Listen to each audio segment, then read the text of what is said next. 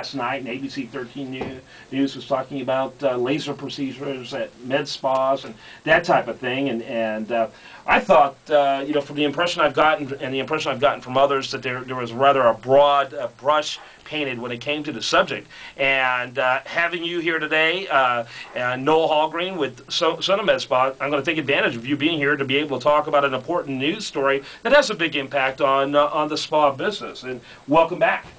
Kevin, thank you so much. And I appreciate the opportunity to just talk about this a little bit. The point you made is accurate. ABC did use a rather broad brush over the whole medical spa industry.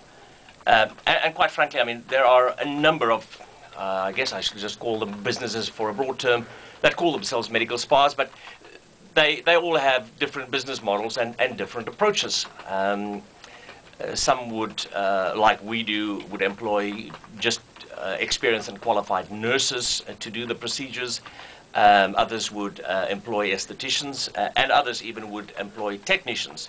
And it is not an industry that in Texas is overly regulated. There are some regulations, and there are currently 2 bills out there being considered and discussed to further regulate this. But unfortunately, you know, there are some of these medical spas that have had issues, and we saw some of that on Channel 13 last night. Yeah, and discuss those.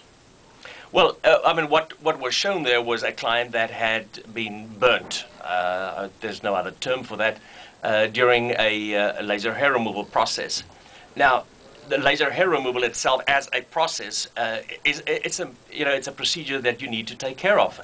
We use lasers. In that case, an intense pulse light machine was used, and you really need to have the appropriate training to be able to use these pieces of equipment and handle them with care.